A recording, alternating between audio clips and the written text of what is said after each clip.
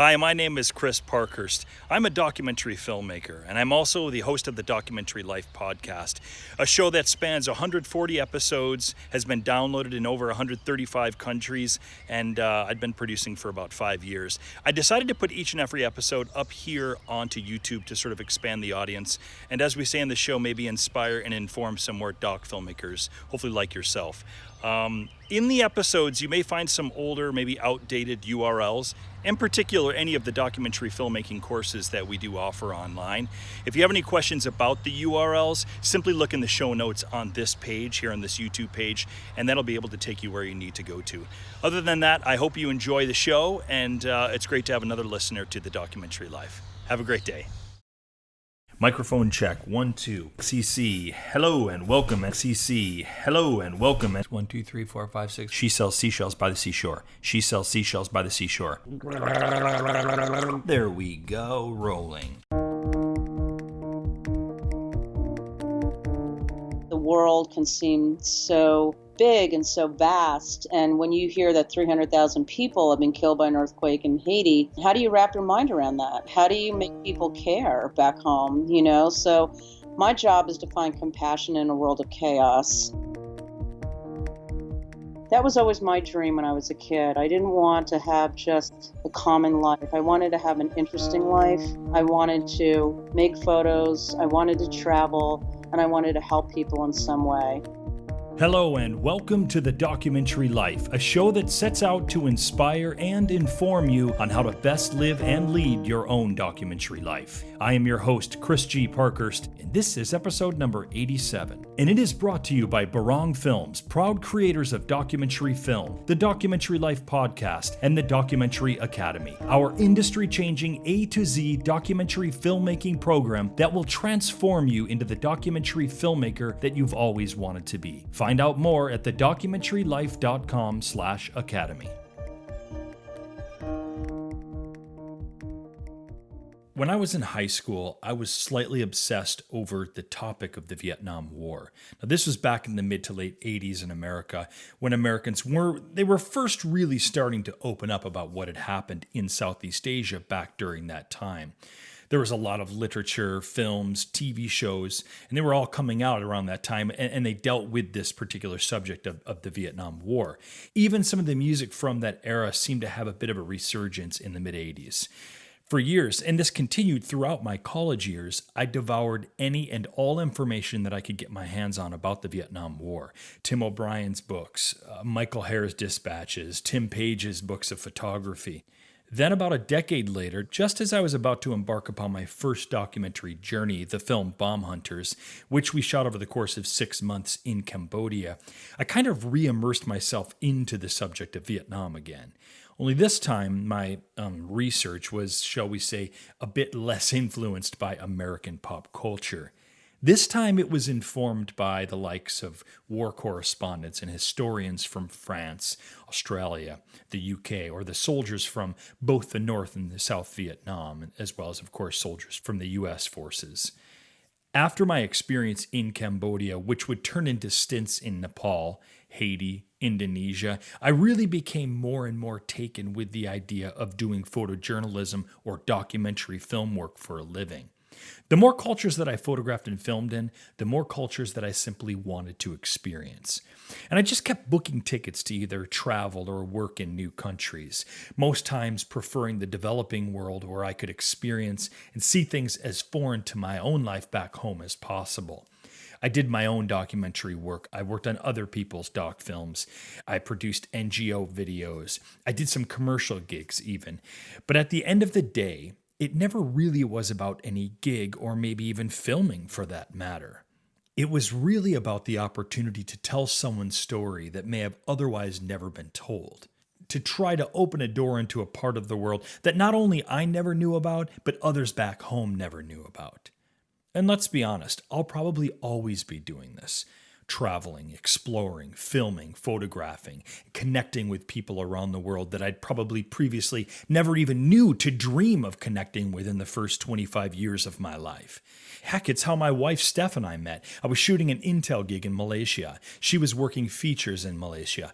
Our son Flynn, he lived in Cambodia with us for half a year when he was only 10 months old while we worked on our current doc project, Elvis of Cambodia. Flynn and Maya have been to more countries already in the first few years of their lives than I had in my first few decades. Much like doc filmmaking, traveling and experiencing other cultures was something that I started doing much later on in life, which is probably why now at age 47, I feel like I have little time to waste since there are, about 120 other countries I'd still like to get to in my life. Which is why my conversation with documentary photographer and humanitarian Alison Wright was one of the most insightful, heartfelt, life-affirming conversations that I've had in quite some time. Probably since we last lived in Cambodia, to be honest, which is now somehow already nearly 4 years ago. I was recently messaging with a couple of friends of mine and colleagues also who are in the film industry and who also listen to the show. And I was trying to make them understand just how incredible this upcoming show was to be with Alison. All I kept really thinking to say was, she's one of us. She gets the world. She gets humanity. Her memoir, Learning to Breathe, One Woman's Journey of Spirit and Survival, was one of the few books that I've actually been able to read in its entirety in at least the last year. Welcome to running an online business, working on one's doc film, doing freelance work, producing a podcast, and, parenting a 2 and a 4-year-old. I barely have time to read my emails. But I was able to read this on the plane on a couple of recent trips that I've been on. And not only could I not put it down, but it stayed with me for quite some time afterwards. I'm a bit of an essentialist and so don't really have that many material possessions, including books. Once I've read it, I either sell it or trade it back or give the book away to someone. But I will not be doing that with this book, which, by the way, made me cry on 3 separate occasions while reading it. So when we come back from the break, I am honored to share with you my conversation with Alison Wright, documentary photographer and survivor of many exotic diseases and a catastrophic bus crash in rural Laos, and founder of the nonprofit organization Faces of Hope. Her story will most likely leave a long-lasting impression on you and your doc life, or at least it damn well should. Her story and her wisdom is up next, here on The Documentary Life.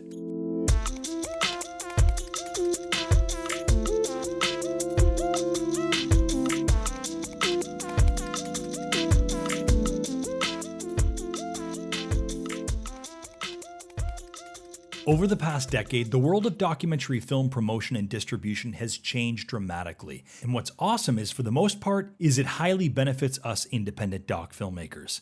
However, we do recognize that navigating this new landscape of promotion and distribution can be a bit daunting when you're new to the task. Like, how do you make sense of the VODs and SVODs of the world? How do you find a distributor and sales agent that you can trust and who will work diligently to get your film out into the world? And what are they even looking for anyway? Or wait, maybe you should self-distribute your film. Maybe taking it out on a national tour is the right move for your film. But how would you even go about organizing such a thing? Is your film right for the potentially lucrative educational market? Or are community screenings the way to go? There are so many options available to you to get your film out to its market, but there are a lot of questions you probably have about how to do it, which is why we help you make sense of it all in our flagship program, the Documentary Academy. Inside the Academy, you will create a tailor-made, multifaceted, hybrid documentary film distribution strategy, one that's created based on your film and your film alone. You will have a strategic overview of how you will get your film out into the world and in front of the people who want to see it. Take control of your film distribution and enroll in the Documentary Academy at thedocumentarylife.com/academy. We'll see you there.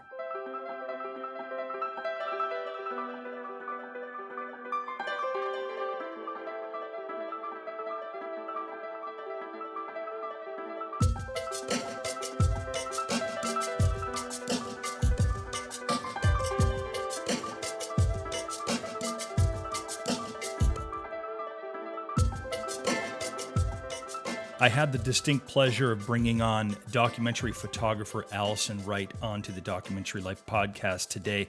Alison, before we get into some of your amazing insight and before we get into your incredible accomplishments, I just want to welcome you to the Documentary Life podcast. Thank you for agreeing to come on today. Oh, thank you. I'm thrilled to be here. So I'd like to read a little bit of your bio here to give some context for our listeners, if I may. Alison Wright is a New York-based documentary photographer who has spent a career capturing the universal human spirit through her photographs and writing. For many of her editorial and commercial projects, Alison travels to all regions of the globe, photographing indigenous cultures and people while covering issues concerning the human condition. She has traveled and worked in 150 countries, which, by the way, is exactly 3 more countries than where this show has been downloaded.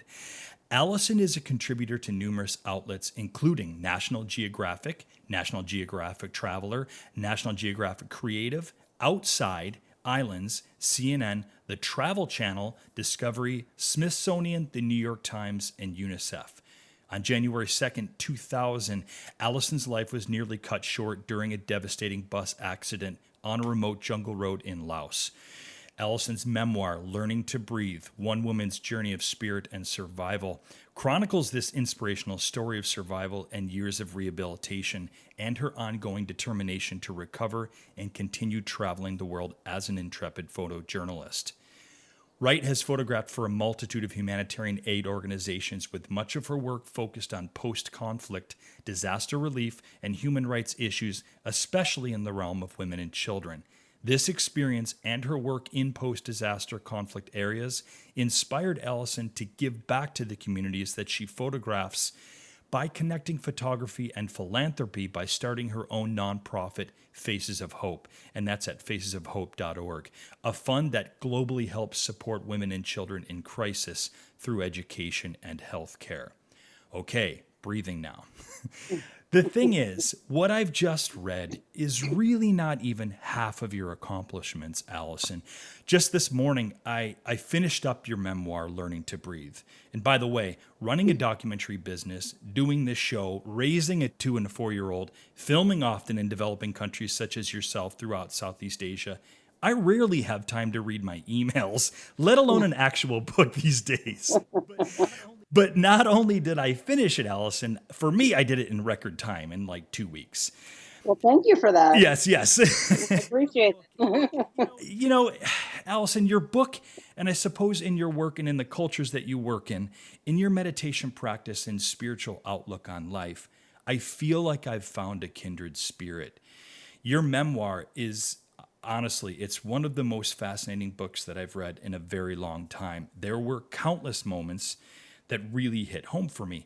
There were times I felt like I was sitting in a shack with you somewhere on the top of a mountain in Nepal, seated on those little red plastic seats, right? Sipping chia and just sharing stories. I'm in awe of your work. I'm in awe of your humanity, Alison.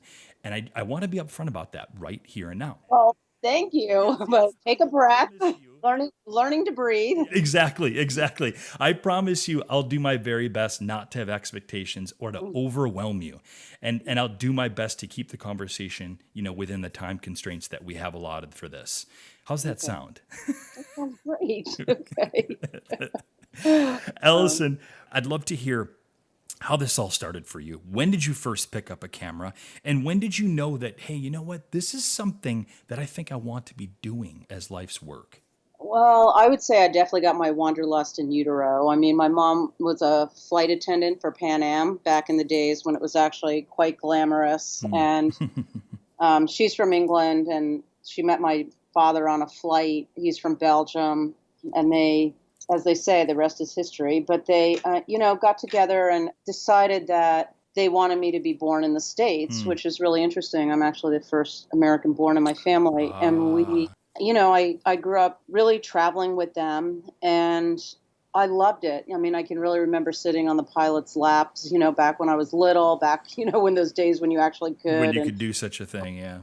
Yeah, and I just loved that feeling of flying. I felt very comfortable and seeing other cultures. And then, but the funny thing is I was actually a pretty shy kid.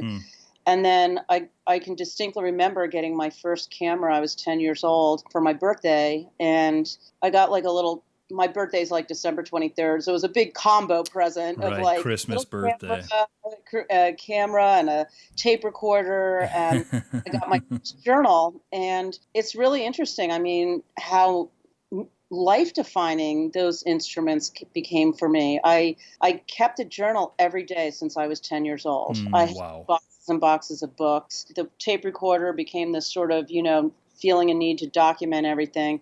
But what really struck me was this camera. I just loved it. It really brought me out of my shell. And, I loved taking pictures. And then once I got in high school, I was on the high school yearbook and the school newspaper. And people always remember me as the kid with the camera. But Yeah. incredible English teacher, Mr. Lee, that took me aside and he taught me how to use my first real DSLR camera. And he told me, I remember I was 15 years old, and he said, you could actually make a living at doing this. Hmm. You could be a photojournalist. He was just so influential. He really, I never wavered from that. I just thought, wow, someone travels the world and takes pictures. Sign me up. I want to do that, Yeah. And so I went on, to study photojournalism as an undergraduate. And then I just, kind of started traveling the world. I backpacked. I really saved my money in college. I worked all through college, and I really wanted to go to India. I was always really drawn to the Right. Right. spiritualism of India. Like that's always been sort of a strong calling for me. And then when the time came, my father said, "Oh, it's so far, it's so dangerous. When you go backpacking in Europe instead." And I thought that sounded very pedestrian, but I kind of did it to appease him. And then Yeah. what I actually did is I went over to Spain, dropped a postcard saying how much I love the beaches of Spain. And then what I actually did is I jumped a boat over to North Africa. Right. It was my first glimpses of poverty and people in need That's and right. refugees and children that were in dire circumstances. And I just thought, wow, I want to do something with my camera to help in some way, like to document, these kind of situations. And so for me, that was a very defining trip for me. So by the time I got back to California, I had a pretty good travel portfolio, I'd say. But I went to a newspaper in San Diego, and I asked the editor. I said, "Can you look at this work? Do you think I have any, chance at making a living at doing this?" And to my surprise, she hired me on the spot. Amazing. And it was really a wonderful opportunity, back in the day when there actually were newspapers, to cut my teeth doing that kind of work, because you're hustling every day. You're seeing your work in the papers every day, But the best part for me is that I was actually, had a third world country in my backyard with Mexico. So any time I had, I was doing a lot of border stories, a lot of immigration, migrant. It was migration stories. And then I would do a lot of work with the kids over in Mexico, just on my own personal project. And I was very interested in children's rights and what was happening with Right. children.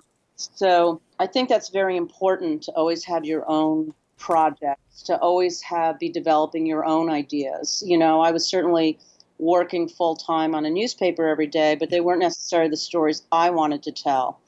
Your best work is always going to be what you're most passionate about. Yeah. So I spent a few years there, and I can remember, in the back room at this newspaper, flipping through a magazine. I saw these beautiful doe-eyed children from India. Oh boy. And I was like, the calling was still there. And I thought, oh my God, I'm 24 years old. I'm so old. Am I going to die at this newspaper? Which I love looking back at our lives, like thinking that 24 is so old. Oh But man. If only. Or again, but I was like, oh, am I, ever going to get to India? So I called the photographer, and I told him how much I loved his work. And he said, well, I'm a UNICEF photographer. Yeah. It was John Isaac at UNICEF. And he said, well, if you're ever in New York, come by and show me your portfolio. You're like, next plane. Oh, yeah. So I bought a plane ticket and I went out there the following week, Yeah. because I'm also a huge believer in, you've got to create your own destiny, and you have to take up every opportunity, throw open every door and then jump through it. You Mm. can't just sit back and expect all this stuff's going to come to you. But I certainly wasn't expecting what then came next. He looked at the work I'd been doing in Mexico, the kids, and he said, "This is really great." He said, "Do you want to go shoot an assignment in Nepal?" And I Right. had to pause 5 seconds for dignity before I said, "Oh my God, yeah, Oh that's yeah. exactly what I wanted to Oh do." yeah. So it was amazing. I said yes. It was supposed to be a 3-week assignment, and I decided to, just see where this would take me. This just opened a whole new door, a whole new life. But to my surprise, this 3-week assignment turned into a contract with UNICEF, and I didn't leave for more than 4 years. I ended up Yeah. staying in Nepal. I felt like I'd really come home, and then I started working for everybody, Save the Children, USAID. There's a plethora of aid organizations there. There was a whole overturn of the government. So I started doing, working with news agencies, Yeah. covering the demonstrations, covering the overthrow of the government. So it was an incredibly exciting time to be there. I loved being an expat. I loved the country. My job was to trek everywhere, all Yeah. over the country, and work with children's rights, their right to school, their right to health, their right to water. Got very involved with child labor, those issues, and that's what got me the Dorothea Lange Award in documentary photography. Was my work with child labor over there. So that's a very important, subject to me. Yeah. I will say that you are, obviously hindsight's 2020, but having been able to really delve into your passion at age 24 and to have that realization that you needed to jump on it sooner or later, that's a real blessing because for me it wasn't until I was about 34 and I was working at a dead end job as a supervisor of a valet staff in Portland, Oregon at a hotel, and my housemate had just received a Fulbright to go shoot a documentary film in Cambodia, and the gentleman that he was going with, who was going to run sound for him, that fell through. And at that time, I was sort of the starving artist, the classic starving artist who's had a digital video camera for a while and I'd done my own digital feature, but I had not at all found my way into the industry, no matter sort of how hard I tried. And so, he took me aside one evening and said, "Hey, man, I know you have got a pretty good job downtown at the hotel, and I don't know if this is something you'd be interested in, but I'm going to need a sound guy to go for 6 months over to Cambodia. Again, I don't know if it's something you're interested in." And again, like yourself, I had to kind of keep my composure for all of 5 seconds before I could blurt out, "Yes, please take me away from this horrible Yeah. dead end job and life that I don't want to currently be living to allow me to pursue my passion. That sounds great." Yeah. Exactly. Yeah, I mean, sometimes it takes a while, and we do get to it, but there's some important messaging in there, in what you said earlier, that what, doors do open, and you've got to be able to know when the time is to jump in, and be able to take advantage of those opportunities. Contrary to how a lot of pseudo spiritualism, I think, would have one believe, you can't simply just manifest your destiny. You have to be able to couple that with action, and there's good messaging there for sure.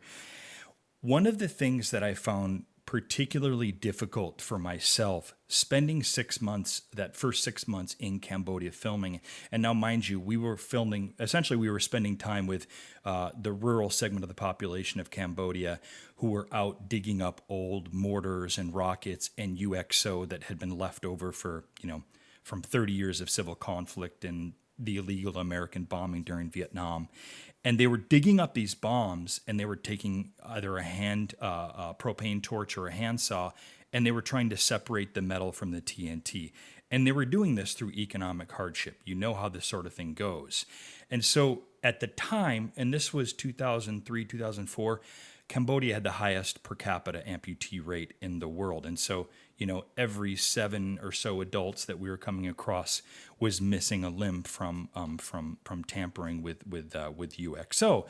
And so, doing this kind of work and seeing this for 6 months, and seeing at times some of the worst of mankind, but really seeing this depression and devastation, and then coming back into the U.S., I myself experienced a pretty massive sort of reverse culture shock.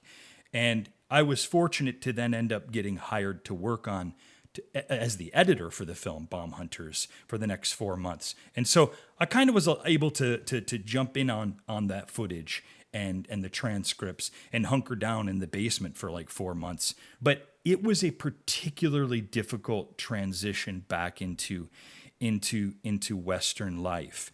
And I know that you have experienced a little bit of this, obviously, a bit of this yourself. And in fact, if I could, Alison, I'd like to read from your memoir, Learning to Breathe, a similar sort of experience. And then I want to talk about this with you. You wrote in your book, one thing has always been extremely tough, the return to home life in the States. Sometimes when I come back from developing countries, I am plagued by the dichotomy between our lives and the way most of the world lives. We have so many choices.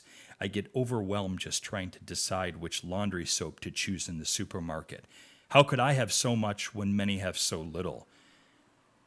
This awareness has brought me a daily appreciation for even the simplest things I do have: a hot shower, a soft bed, food on the table.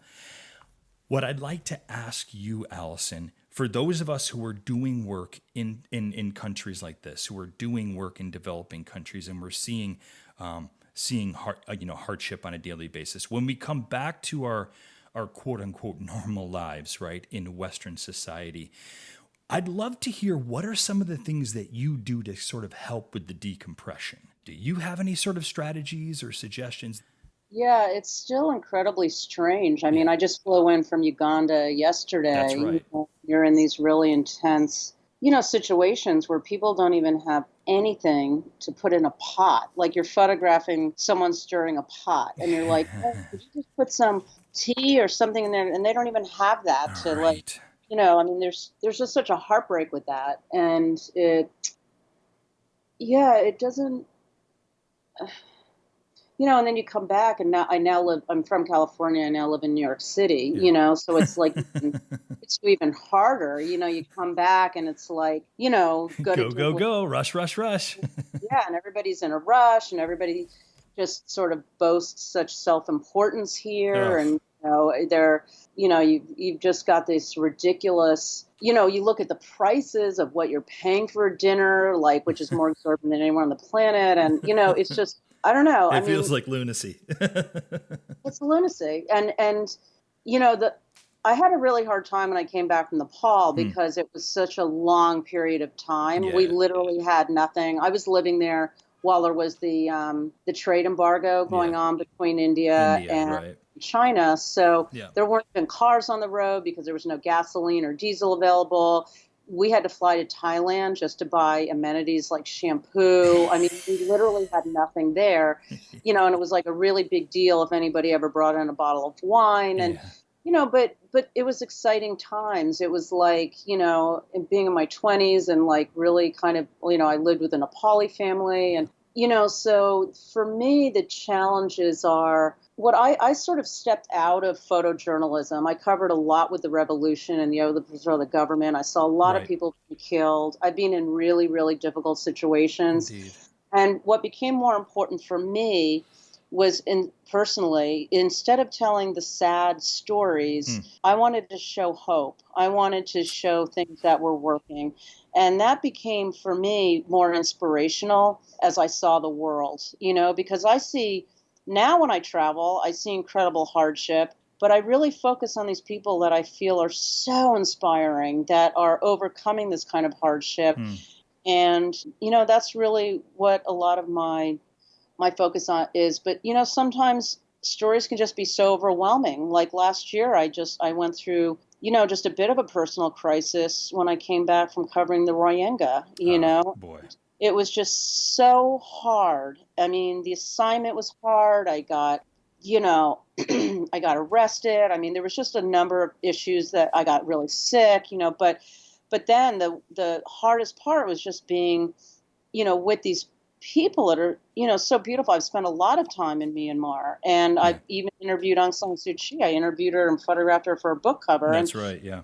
Get out here and you just see, story after story, and every woman had the same story about being, the home was burned down, they were raped repeatedly, the husbands were macheted, the children were taken, and it's just, story after story, and then you realize that you're just in one tiny little corner That's right. of this massive refugee situation of over 1 million people. Right.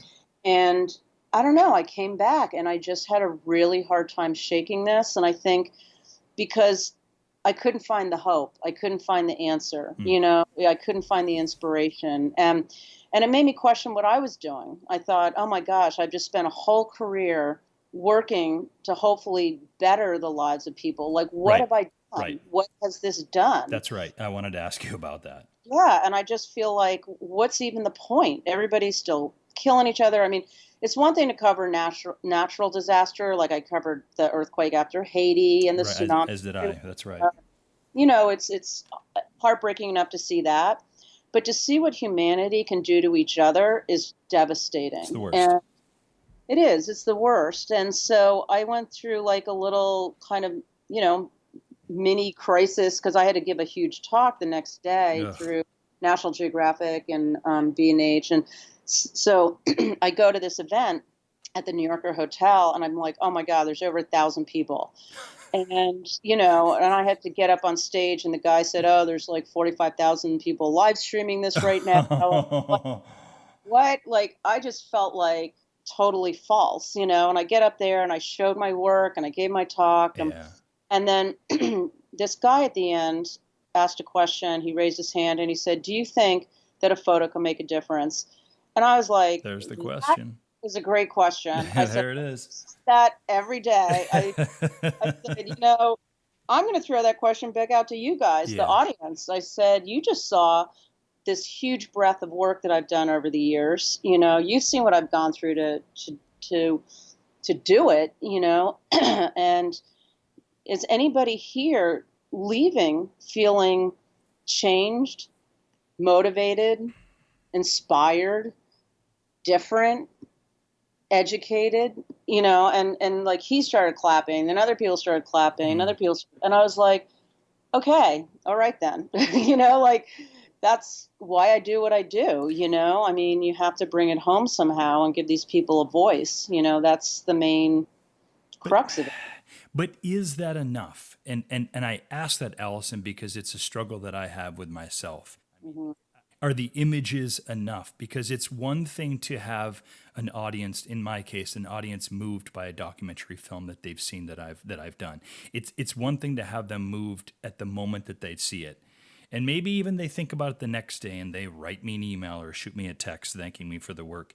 But I question for myself, is that enough? Because for real change, is it simply change in someone's heart? Or do I have to motivate, or do you have to motivate people through our work in a way that motivates them to get out and do something more tangible? Well, that's how I felt. I felt like I needed more of a call to action. And, because there was this long history of, oh, journalists shouldn't be involved, you shouldn't be emotionally involved and all that. Oh, yeah. And I actually got a lot of flack for what I did decide to do. We'll probably talk about this later, but, I was in this really horrible accident where I was really injured in the field, and which my book, Learning to Breathe, really documents. But this really changed my perspective in that it created a lot more, first of all, empathy for the people I'm photographing, but it also made me feel like I wanted to make more than a photo. I wanted to make a difference. And I always hope that by, making a photo that people will see it and want to help create change or, and I'm like, why not me? So that's what inspired me when I wrote my book, is to start my own nonprofit. Because so many people would look at my images and get all riled up and say, what do we do to help? What do we do now? That's right. And so I wanted to give them a place to go. So I created my own nonprofit. It's a fund called Faces of Hope, which is named after a photo book I did on children in developing countries. Right. And this fund helps women and children in crisis through education and healthcare. And, in the book, Learning to Breathe, I talk about, this whole story about how I was really injured in Laos. And the first thing I did is I wanted to go, to help these people in Laos. So I brought 5 American doctors and $10,000 worth of medical supplies to help them get a little clinic going. But now what I do is when I'm working in places, instead of standing there taking a photo where people are like, "Well, what are you doing for us?" I'm able to say, "Well, Hmm. I brought 4,000. I was able to raise money and bring $4,000 worth of tents for Haiti, or Hmm. after the earthquake in Nepal, to help bring tents there, to help send girls to school in Africa or India. When I was in the Congo doing a story on this remarkable woman that set up a shelter for girls, young little girls who Hmm. are being raped by their teachers and then Hmm. become pregnant and nowhere to go. Was able to able to donate money to her, and so I send people see these stories and they're motivated. And then I put the stories on the Faces of Hope website Right. and say that I've made my donation. I've seen this project. If I donated, but if you'd like to find out more, you can go directly to them, and then people can donate to them. So it's just a way of creating a little bit more awareness about certain grassroots organizations that people might not ordinarily hear about. People that are doing remarkable things in this world that to help and others. And so the idea is that I'm partnering with different nonprofits in Right. that way. But so for me, that's just one, feeling like, okay, it's small potatoes, it's a drop in the bucket, but, at least I feel like there's something. And it's hard, you just have to look at like one step at a time, because we see so much and we get so overwhelmed because not only because we see so much, but it's just like the world can seem so big and so vast. And when you hear that 300,000 people have been killed by an earthquake in Haiti, how do you wrap your mind around that? How do Right. you make people care back home? So my job is to find compassion in a world of chaos. And for me, a lot of that is just about bringing in stories of single people, one on one, making you feel that connection, because all my work is about how are we universally connected? That's right. How are we connected? How can we help one another? And it's not us and them. It's like the book I just produced, this photo book called Human Tribe. And it's just a book of, global portraits. I've been in about 150 countries now, but, looking at how different we look, but how much we're the same the world over. And, that's my greatest takeaway, is that we all want to love and be loved. We all want a little money in our pocket, enough to get by. We want safety and health for ourselves, our friends, our family, education for our kids. But we make it more complicated than it needs to be. It's really the same the world over. So if we can just sort of remember that, and the people I was just with in Uganda want exactly the same things that I just talked to my friends about at dinner last night Yeah, here. unreal. Yeah. So Allison, let's talk a little bit more about this connection that you speak of. I think it's a fairly common thing, and you hear this a lot, certainly from the old school war photographers. It's happened with myself at times behind the camera. I'm sure you've had to deal with it throughout your work yourself, which is in the heat of the moment, and you've been in some particularly precarious moments that you've been photographing. What can you do that allows you to, one, either not be so taken by the frame that you put your life or others' lives at risk, and two, also not be taken so by the emotion of the moment that you don't get the image that you need to get? Where is that middle ground so you can stay connected with the work and what's happening in front of you? I guess because, you have to remember why you're there. It's like, I think it was Martin Luther King that said, if no one had taken those pictures of the demonstrations and the civil rights, Hmm. no one would know about it. Hmm. Hard pictures to look at, for instance. But, I mean, really my job is to bear witness. And, it's hard. I was photographing these Rohingya who are in tears, and you're like, thinking, okay, this is dramatic, but that's the things, especially with stills. It's not like an ongoing video. You've got to capture that moment, and as this woman's tearfully telling me her story about how she was raped repeatedly, as was her daughter, and then her daughter standing there pregnant in shock, and her husband was macheted, and I was so overcome with the story that I did get the pictures, but then I made a pretense about wanting to photograph her in the back of this plastic tarp tent she was staying in, and I gave her my money. I gave her all the money I had on Oh, me, wow. because I just felt like, where is her hope? Where's her hope? And she literally fell into my arms just weeping. And I thought, when is the last time anyone showed this woman kindness or compassion but but it was challenging in the way that once that camera came down, I felt like it was a lightning bolt went through my body. Like I literally, and even my translator said, "What do you do with something like that?" And I'm like, "I have no idea." And yet it was really, really hard for me to shake once I came back from New York. It just was so heavy that I just felt like this anchor had, just latched onto me. And no, I really struggled with that. And, then you just have to like really work out, what do you do for self-care? For me, I have, my, and, it's not always just being busy and going out with friends. It's finding those key people in your life who actually sit down and listen wow, where did you just go? What did you Yeah. Coming back and just being busy and with your friends, it doesn't work. It has never worked for me. Because some people, people want to hear about, oh, how was Uganda? They want to hear about it for like 2 minutes. Oh yeah, that's They it. don't want to hear really what happened, but you have to carve out time to find those people that really will, listen to. Sometimes you just need to talk. Other times I need to not talk, and then I go and I do a little getaway meditation retreat. Yeah.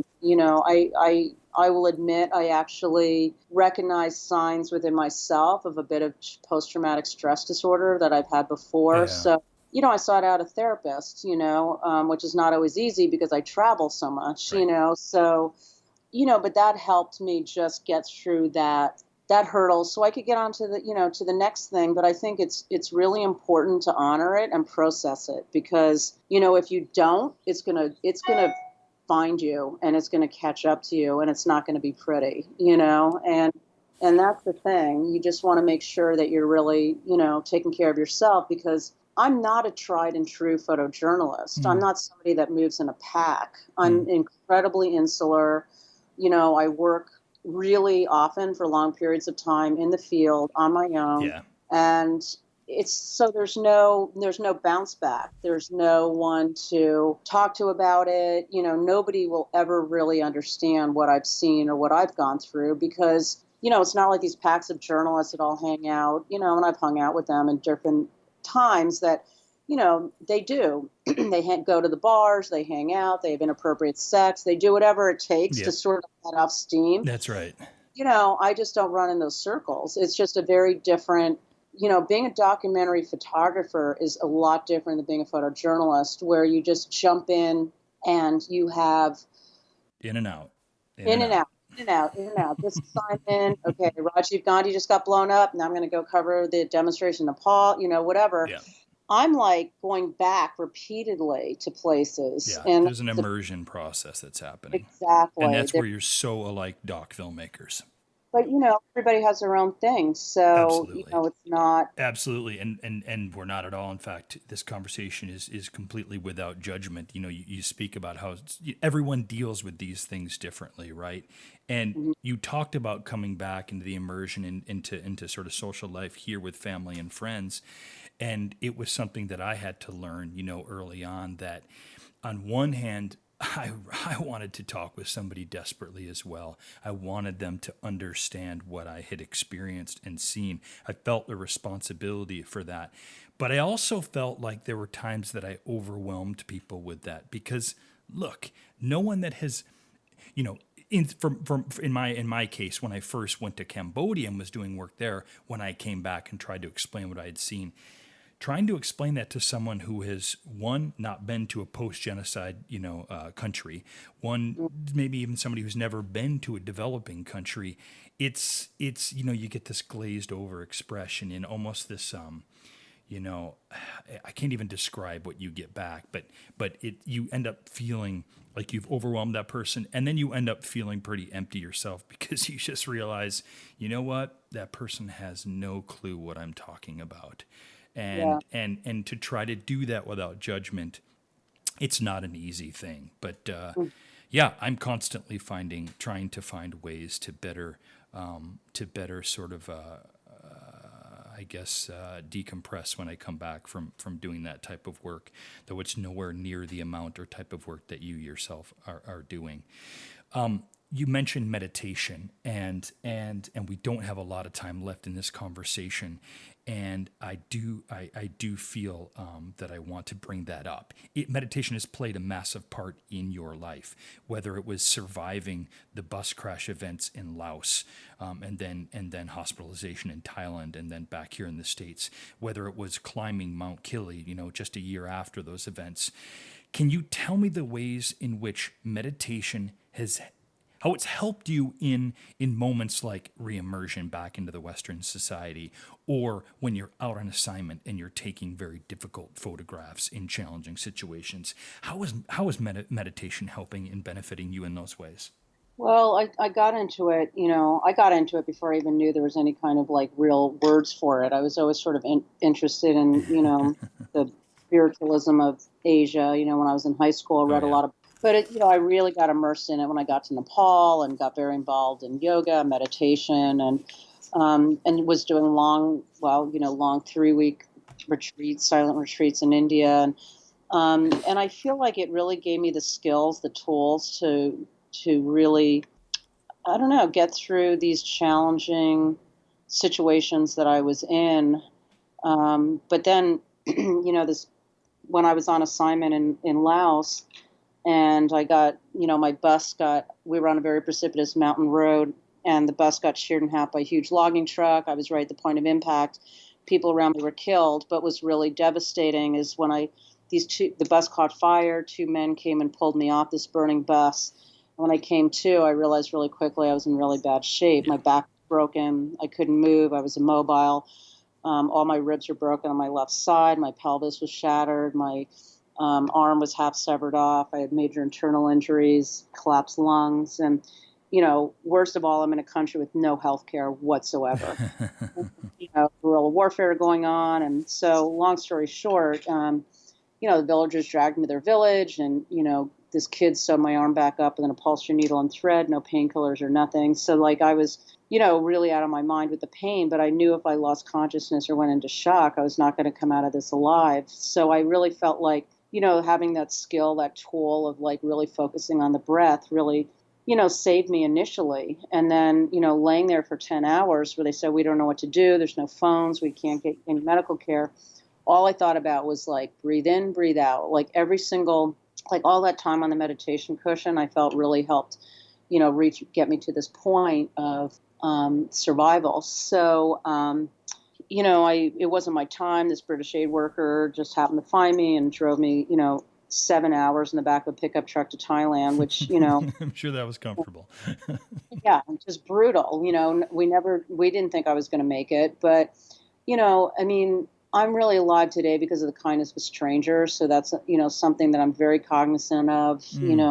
I'm always like feeling like I need to pay it forward because this is unbelievable what people did for me. But, Alan Guy with his wife, and they got the American Embassy to pick me up on the Lao Friendship Bridge, get me to Thailand, get me to a border hospital where there was one doctor, who discovered my heart had been torn out. I mean, it was unbelievable. And I flatlined, and then I came, it was 3 weeks being in intensive care before I was medevac back to the States, where given the very grim prognosis, I'd probably never walk again. And, so that was a battle, it was definitely a struggle. I can say now, coming out the other side of it, it was a gift because I didn't know I had it in me physically or spiritually to get through something like that. But, there was more than 30 surgeries, and it took years of rehabilitation and learning how to walk again and getting my life back. And I'm doing amazing. I'm really, really so grateful and thankful I'm back, full force, like doing what I love to do. And it's funny because, I just went to urgent care yesterday for this cough that I had. The doctor came in and gave me this really odd look, and I thought, uh-oh, now what? Oh I gosh. want to show you something on the x-ray. And he goes, I've never seen this before. And he showed me this x-ray and I was really scared, like he was going to tell me I had lung cancer or something. But he said, look at your ribs. He said, have you ever been in a bad accident? Oh But they were boy. all still broken. And the way they've healed is they're all just like kind of laying on top of each other. No way. Yeah.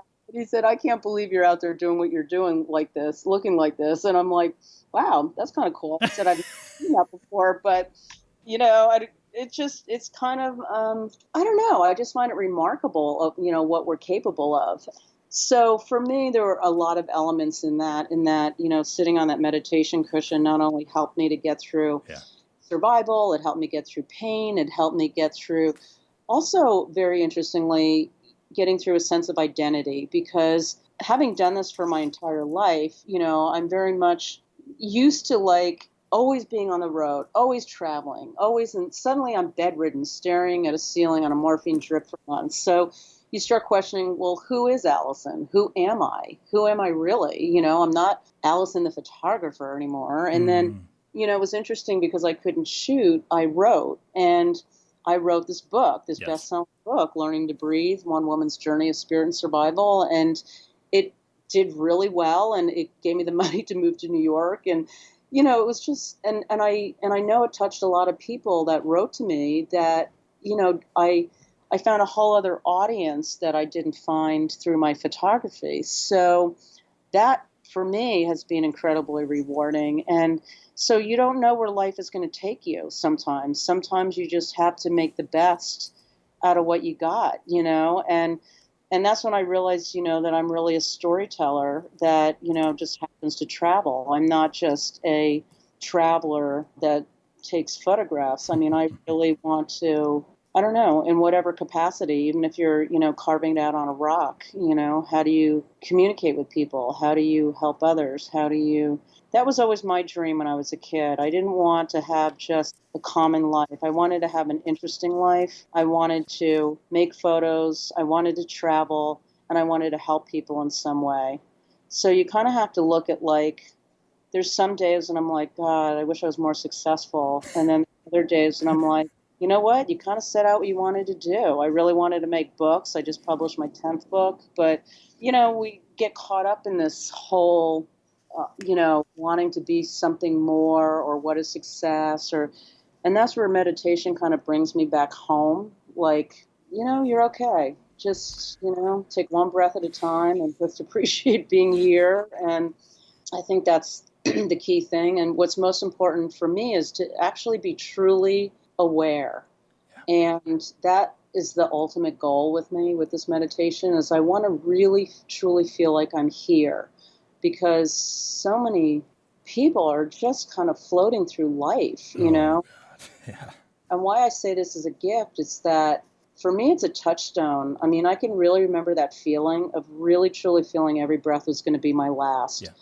And I had such an acute awareness. It was just the most beautiful, profound experience to be able to dip my toe into feeling my own mortality and going to the other side like that. And anybody that's had a near-death experience, I think, can really relate to what I'm speaking of, because you kind of become part of a club. It's really hard. It's like going to another country. You can't describe it. There's no verbiage for it. But once you go over to that other side, it's remarkable. It makes me really stop and pause in my day and say, it's great to be here. It's really great. This is all one giant PS, Amen and namaste, sister. Yeah. We've been speaking with documentary photographer Alison Wright. Alison, what an absolute honor and pleasure. I hope we can do this again. And you know what? I hope someday we can sit together on some little red plastic chairs somewhere on a mountaintop in Nepal. Yeah, we have to try and arrange that. That would be brilliant. I can't thank you enough. Your words are so incredibly inspiring. The book that we've been alluding to many times is Learning to Breathe. And of course, the nonprofit is Faces of Hope, and you can go to facesofhope.org. And we'll put all of these up, all of these links in the show notes for the episode. Alison, thank you so much for being on The Documentary Life. I hope we can speak with you again sometime soon. Oh, thank you so much. I really appreciate your time. This has been a real, truly lovely connection. Thank you. And all right, to be continued. Absolutely.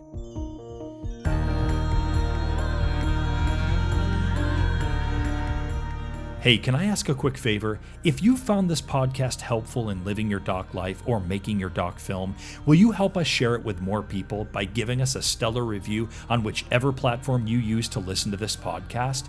We'd really appreciate it, and you'll be helping the doc filmmaking community find us. Thanks again for listening, and we'll see you in the next episode.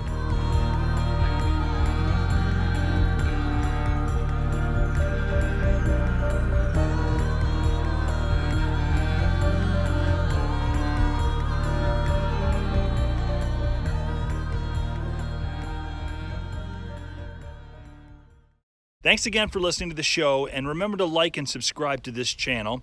Also, remember, for any of the URLs that may or may not be outdated and you want to get the most up-to-date information, perhaps for the documentary filmmaking courses, for the blog, for other episodes, just go ahead and check in the show notes below on this YouTube page, and that'll give you the correct URLs to use. Thanks again. Have a great day.